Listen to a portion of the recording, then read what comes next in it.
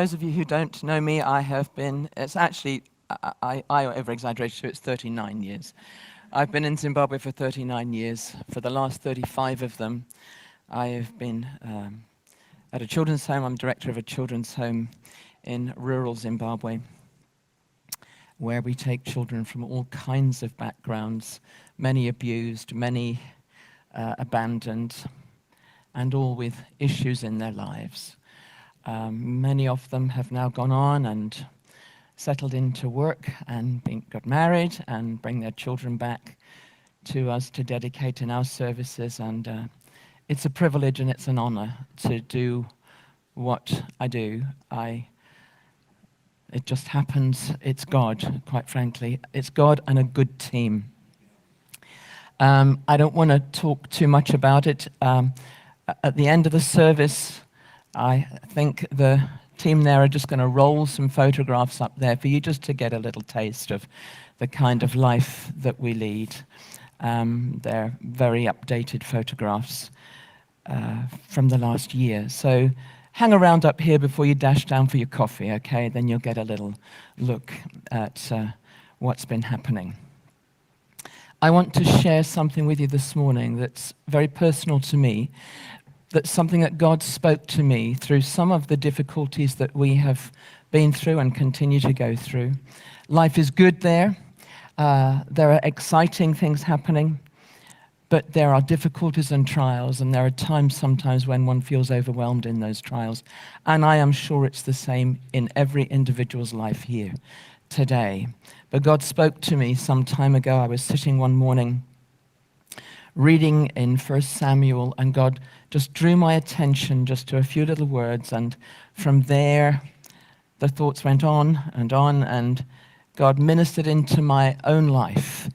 And I want to just share with you what he ministered into me, because I believe that you need it today. And I didn't know that first song you introduced, Charmaine. I'm going to learn it. We're going to take it back there because our church will love it. But I was excited by it because it's exactly where my heart is this morning and where this word is this morning. So if you like to turn to 1 Samuel on your phone, in your Bible, or whatever, 1 Samuel chapter 7, I want to just give you a bit of background to what had happened here. Israel, the nation of Israel, had been in a mess for a long time. They had turned away from the Lord, and because of their turning from the Lord, he had put them into the hands of the Philistines, and they had been oppressed, and there was all kinds of pressure and corruption going on. But then a turning begins to happen. And in 1 Samuel chapter 7, they bring back to Israel the Ark of the Covenant, the symbol of the presence of God, and a sort of revival begins. And at the beginning of the chapter, you see, picking it up at around verse 2 or 3, it says that all the people of Israel turned back to the Lord. So if you want to use a simple word, revival. These were people who had known God, who had known how to live to honor him, and revival began to happen. But when revival begins in people's lives and in a church, it is a huge threat to the enemy. And that's exactly what you see happening here. Samuel, as the people begin to gather, they gather together at Mizpah. It's a national gathering, a gathering for repentance, a gathering for rededication to the Lord.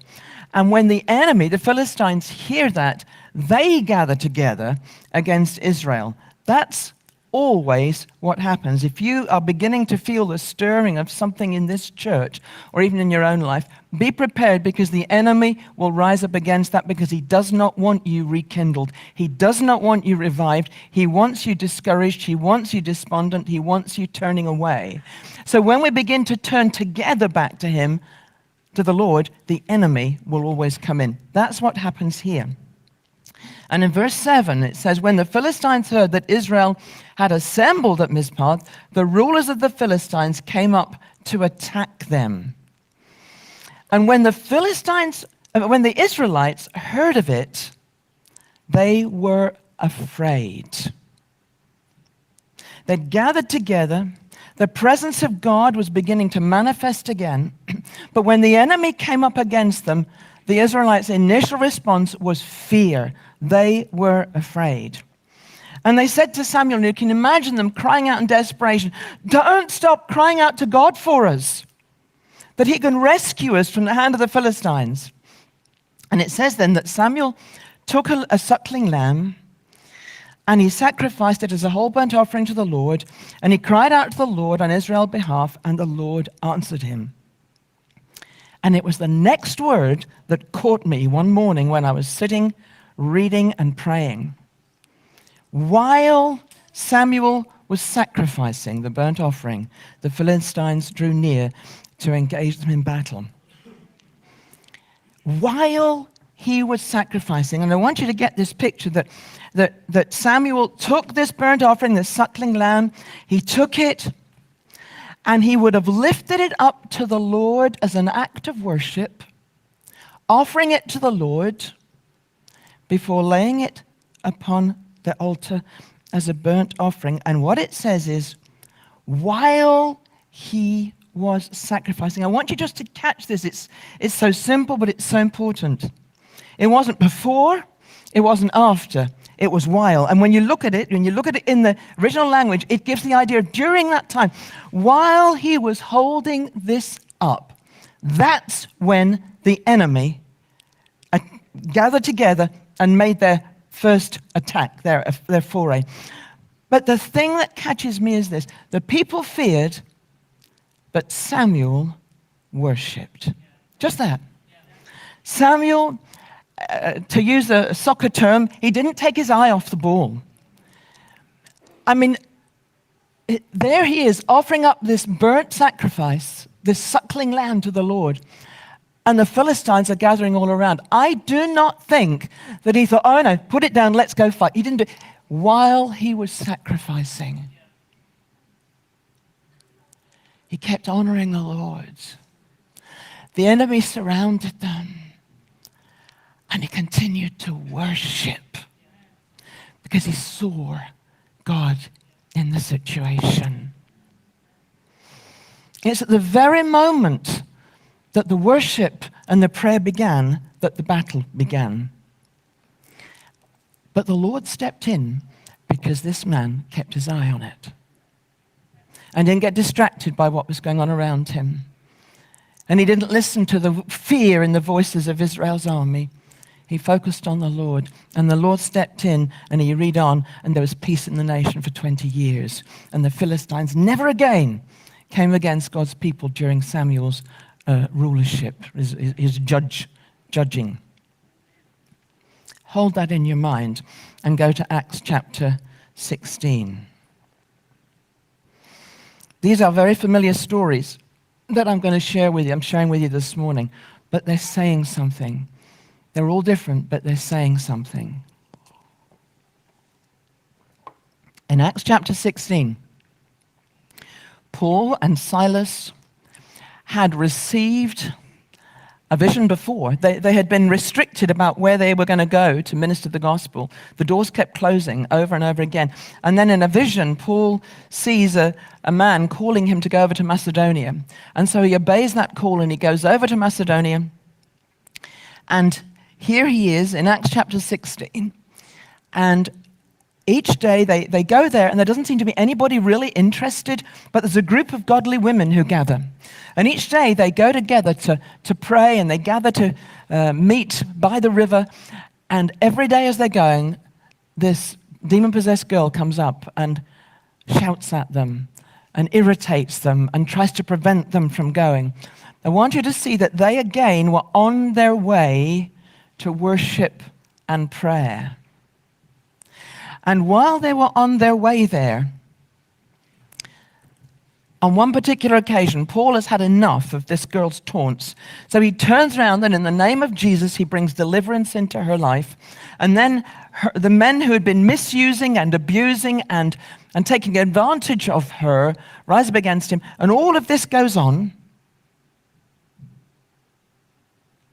And Paul and Silas, who had done what they were commissioned to do, who had spoken life and truth and the gospel.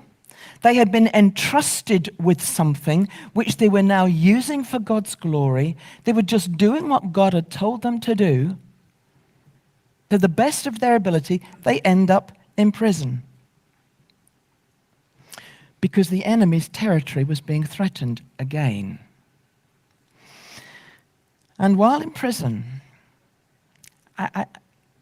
this is something I sometimes struggle with, not being in prison, but how I respond when I'm only doing what God has told me to do to the best of my ability, and aggressive criticism comes and attack comes. I was sharing some things with Tim and Charmaine yesterday and with some of the MHZCF trustees last night, which I'm not going to go into here. It wouldn't be appropriate to do so. But you know, you pour your life out, you pour your guts out to take care of a nation's children who nobody else wants to take care of. And then the authorities can come in and get really difficult with you. And you think, God, I'm doing what you told me to do. And I'm doing it the way you told me to do it. God, why? Why this constant attack? Why this constant? But it keeps coming, as it will in a country like Zimbabwe, sadly. Paul and Silas, just doing what they were supposed to do. They're stripped and they're beaten with rods, it says in verse 22, 23. And after they were severely flogged, they get thrown into prison. And the jailer was commanded to guard them carefully. And it says he didn't just put them in prison, he put them in the inner cell, right inside, and he fastened their feet in stocks and their hands in chains. And quite probably they were also in that position. I'm not going to sit down on the floor because at my age it'll take somebody to come up and get me up again. But imagine I'm sitting on the floor, hands chained. Samuel, offering lifted up. Paul and Silas, hands chained. And you can see that two ways. You can, as you're chained to the wall in that rat-infested, dripping water prison, you can think, why me, God? Why? I was only doing what you told me to do. Or, hands already in a position of worship, you can praise. And they praised. And they worshipped. And in the darkest time, in the middle of the night, when everybody else was probably groaning and moaning or sleeping, whatever, they begin to praise in the situation. The enemy had risen up and accused them. They had been imprisoned, but their response was worship. Their response was praise. And the Lord stepped in, but he didn't step in without affecting them a little bit too. I mean, we've all seen on the television recently, haven't we, about this awful earthquake? I mean, it's just unbelievable what's happened. And there's been earthquake after earthquake around the world recently. Paul and Silas, when God stepped in response to their praise, they had to go through the earthquake too. They didn't know that at the end of the earthquake was going to be the answer to the vision that Paul had seen. They didn't know that at the time. They were stuck in there. They didn't know that the prison walls weren't going to come down on them and crush them.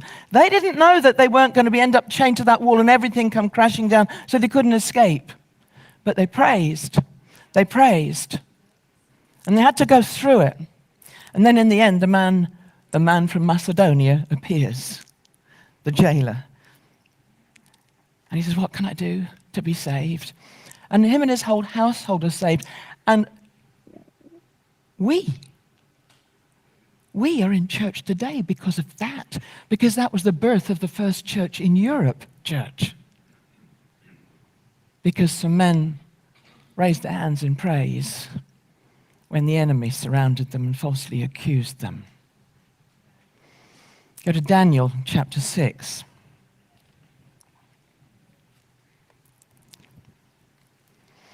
Again, a very familiar story. Daniel had previously been used by the Lord to save a whole group of people. When the previous king had actually said he was going to put everybody to death and if they didn't interpret the dream that he'd had. Daniel was the one who stepped up to the plate. And Daniel was the one who, because he looked to the Lord and got the answer, he's the one whose word turned the heart of the king round. And he was the one, therefore, who God used to save all the other wise men. Now, a few years go by, and here is Daniel, and here are the wise men, and King Darius, another king, wants to set people in positions of authority. At the beginning of chapter 6 of Daniel, it says, it pleased Darius to appoint 120 satraps to rule throughout the kingdom, with 3 administrators over them, one of whom was Daniel. The satraps were made accountable to them so that the king might not suffer loss. Now Daniel so distinguished himself among the administrators and the satraps by his exceptional qualities that the king planned to set him over the whole kingdom. At this, the administrators and the satraps, probably some of the wise men whose lives he had helped save before, they tried to find grounds for charges against Daniel in his conduct of government affairs, but they were unable to do so. They could find no corruption in him because he was trustworthy and neither corrupt nor negligent. Finally, these men said, we will never find any basis for charges against this man Daniel unless it has something to do with the law of his God. Think about that for a minute. My goodness. Somebody set on you, to watch me, to watch our lives, and they cannot fault us in any single area of our lives. Not anything. Not in the way we respond when we're driving along and somebody cuts in front of us. Or not in the way we respond when we're just about to get into the only parking place in, I don't know, what's the shop right there? Sainsbury's car park, and somebody gets in there before us. Not in the way we respond when somebody is a bit brusque with us in a store. Not in the way we respond when the kids are playing up. Or whatever. Couldn't find fault with him in one single area of his life. Not anything. Nothing.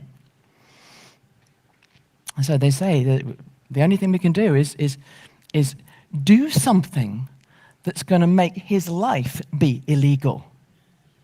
So what they do, they go to the king, it says in verse 6, and they praise the king up and they give him all this sort of fluff and stuff and make King Darius live forever. And they flatter him and persuade him to put a law in place where nobody can pray to anybody, or to any god, for 30 days except to him. And the result will be if somebody does that, they get thrown into the lion's den. You've got a picture here of jealousy from the very men who Daniel had saved years before. They felt threatened, they felt attacked, but they didn't have any way to get in at him. So they got a legal decree signed. And that legal decree threatened the very foundation of Daniel's life. It threatened the very things that he believed in. It threatened the very foundation of who he was. What do you do when that happens? I've had to face 1 or 2 situations like that in the last year. What do you do when that happens? Do you come to a place of despair? Or do you carry on? Daniel's response, in verse 10, it says, when he learned that the decree had been published, he went home to his upstairs room where the windows opened towards Jerusalem. 3 times a day he got down on his knees and prayed, giving thanks to his God, just as he had done before. Daniel did not do anything different. He didn't do anything to provoke a response. He just simply carried on doing what he'd always done. That's not always easy, but that's what he did. The decree did not dissuade him from seeking God. The threat did not make him change or compromise his values. He continued to put God first in everything. He knew what was at stake too, but he was willing to pay the price. Are you? Am I? And the consequences, course, we all know this story, and you kind of, if it was in a Superbook comic or something, you'd expect God to swoop in now and save him, but it doesn't happen. Daniel had to face the consequences, and the consequences were that he was thrown into the den of lions. And he didn't know when that happened what we know. He didn't know that God was going to shut their mouths. He didn't know that at all.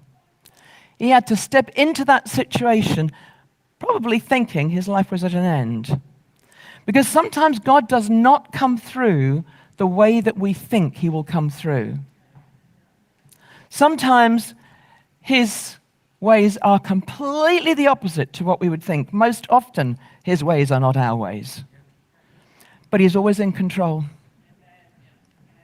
And he was still answering Daniel's prayer. And he was still bringing about something far greater than Daniel could have anticipated. I'm sure Daniel really would have liked to have been saved from that. But what God wanted to do was to bring about a wider deliverance. Because Daniel had to face those consequences, and it may be that by making a stand and continuing to stand up for God and to use the giftings that God has given you and has given me, and to release what he's entrusted us with, it may be that it's going to cost us some things in our everyday lives. But that's not the end. That was the immediate consequence. But the end result was something amazing, because you go right down into the chapter and down to verse 19. At the first light of dawn, the king got up and hurried to the lion's den, and there he finds that Daniel, there's something interesting about this to me, that the king actually seemed to have faith that Daniel would still be alive. You ever think about that? This is a pagan king, and he actually goes, his soldiers and his courtiers must have thought he was nuts. They'd just put this guy into the den of the lions, left him there with hungry lions all night, and the king goes and says, "Are you still alive, Daniel?" Well, it's a bit of a no-brainer, isn't it, really? But actually, he was still alive. He was still alive because God had stepped in. And God didn't just save Daniel, but God actually destroyed his enemies, because the next thing is that when the king realizes Daniel's alive, he draws him out, and the guys who accuse him get put in there. And the lions were hungry.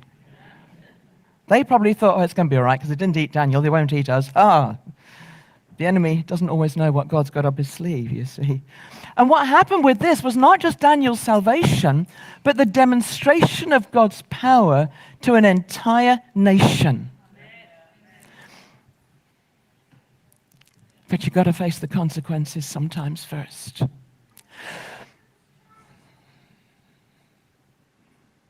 The greatest advertisement for the Lord was because one man stood and was willing to continue to worship God in the face of adversity. And that is what God is challenging me with. Because I don't believe that God has sent me to Zimbabwe just for those children.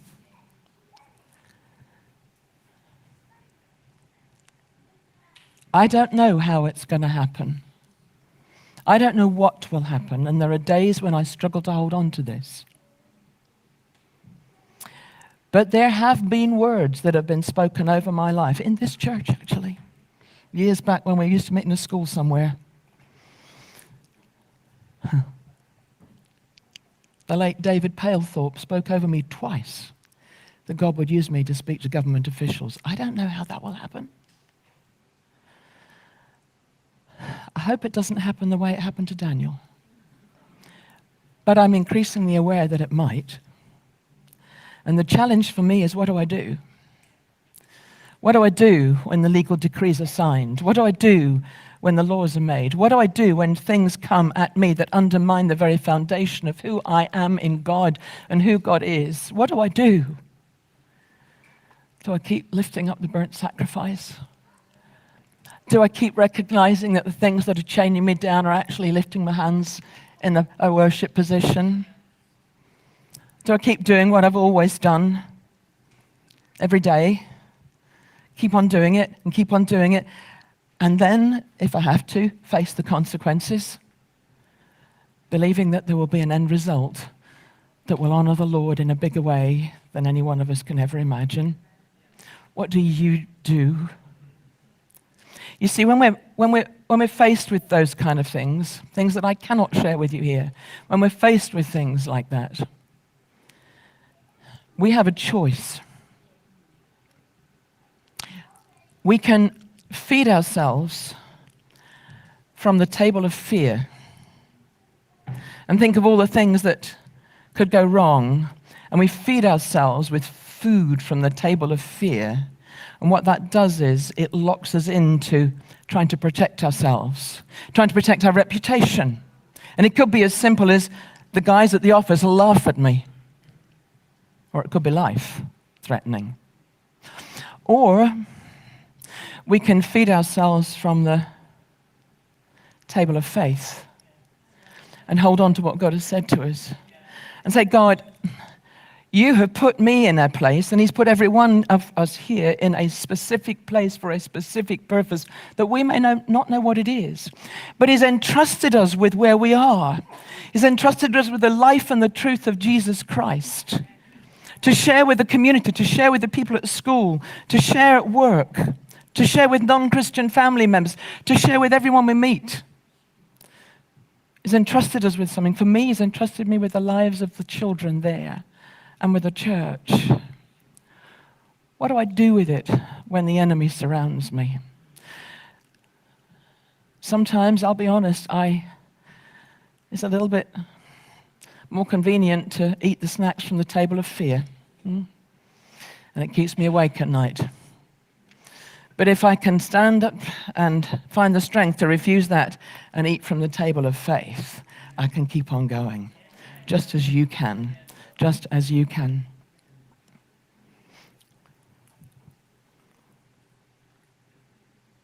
Many years ago, I did a series with our church on the 23rd Psalm. It took quite a long time to go through with it. And I like to do visual things with them. And it was at a time when the country was really struggling. Another time when the country was really struggling. As Tim said yesterday, same old, right? It is, you know. And a lot of families were coming to our church with no shoes, and the kids, I always remember one little girl just coming in this thin, skinny nightie, because that's all they had, you know. And people were hungry. And so on one particular Sunday, when I was going to be sharing on this particular verse I'm going to go to in a minute, I put a little stage, a little platform at the front of our very basic church. And I got some of the big tough guys in our congregation to practice roaring and shouting and threatening.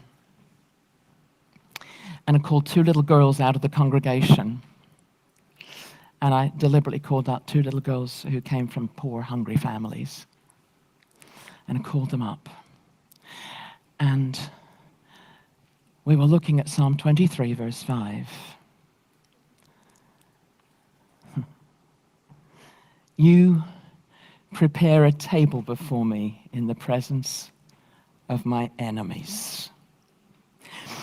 And I got the guys in our church to get on the front row and to start screaming and shouting and threatening these little girls. Because they really knew they weren't going to get hurt. Just called them up. And we totally ignored them, and I prepared a table for these girls. I put cooked chicken on it. I put jelly on it, I put fruit on it, I put sweet on it, and their little eyes got bigger. Some put chocolate on it. Some of them have never even seen chocolate before. Their eyes got bigger and bigger. Put cans of Coke on it, loaded it up, and all these guys are screaming and shouting and threatening. And I said to these little girls, that's for you. Now enjoy it. And they sat there and they completely turned their backs on the congregation and they wolfed the whole lot down. God, you know, we miss this. God, he doesn't say he prepares a table for us. He says he prepares a table for us in the presence of our enemies. And the picture there, the word there, to prepare, actually means to calmly lay everything out in order. It's not just, let's put it on the picnic table quick and eat it before the enemies come. It's not that. To me, it puts in my mind that picture that I've seen in some films where, they're setting the table for royal banquets. You've seen that, and the master of the table, or whatever he's called, he actually has a ruler. They have to measure how far away the knives and the forks are from the edge of the table, and that everything is exactly right. That's this picture. And the enemies are surrounding, and the roaring is going on, and everything is coming against God's people, and God just calmly sets the table. Methodically, carefully, because his eye is on the children he wants to feed. And the children's eyes should be on him, not on the enemies. Israel were God's chosen nation, entrusted with the message and entrusted with the seed of Messiah. What did they do when the enemy came against them? Feared. Samuel was God's chosen prophet for the time. What did he do when the enemy came? He raised up his hands in worship and stayed there. And God turned it. Paul and Silas, God's chosen evangelists and leaders, what did they do when the enemy came against them? Worshipped, worshipped, worshipped. Daniel, God's chosen spokesman in a country he didn't want to be in, among foreign people. What did he do when the enemy came against him? Continue to worship, worship, worship. You are God's chosen. You are the ones who God has entrusted an incredible treasure to share with others. What do you do when the enemy surrounds you? And it might be surrounding you with sickness. It might be surrounding you with false accusations. It might be surrounding you with financial difficulties. It might be surrounding you with legal issues. I don't know. I believe as a church globally, we are entering into a time of revival, but I believe we're also entering into a time of increasing pressure. What do we do? What do we do? Which table are you going to eat from? Pressed and pressured from every side. You're going to eat from the table of fear, which leads to paralysis and bondage. Or are you going to eat from the table of faith, which leads to praise and breakthrough? Now, Jade is going to come in just a moment. I am so thrilled that Jade is here. She's going to share a song that asked Charmaine some months ago, do you know this song? She said no. But Jade has stepped up to the plate and has picked it up. This is a song that's got me through some very difficult times recently. I want you to let this song, I want to pray for you in a few minutes, but I want you to let this song minister into your lives first. Because God sometimes takes us into situations where the foundations are shaken, when the enemies surround us, when everything seems to be falling apart. But He's still God, and He's still preparing that table, and He's still going to bring us through for His greater purposes in His way. Jade.